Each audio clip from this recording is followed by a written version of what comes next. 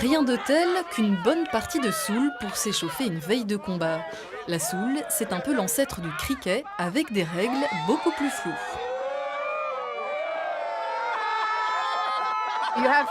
Ce qu'il faut, c'est aller droit sur l'ennemi, sur la balle, et surtout ne pas avoir peur. Pourtant, au XIVe siècle, la soule faisait parfois des morts dans les villages.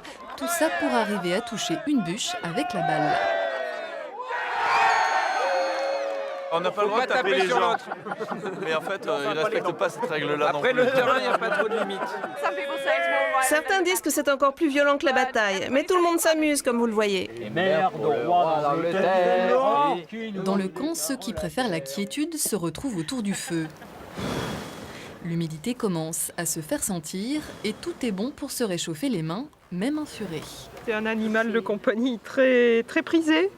On n'aimait pas trop les chats, mais dans les châteaux, le furet pouvait être utile, pas seulement pour la chasse à l'extérieur, mais pour chasser souris et rats.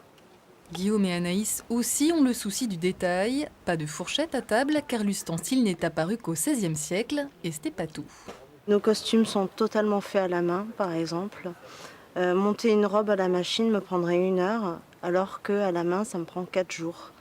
Et ça me permet, moi personnellement, de me rendre compte de la valeur des choses, alors qu'aujourd'hui, on est vraiment dans l'ère du jetable.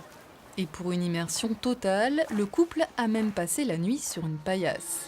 D'autres, moins puristes, se sont laissés aller à un soupçon de modernité. L'essentiel étant de se faire plaisir. C'est très bon.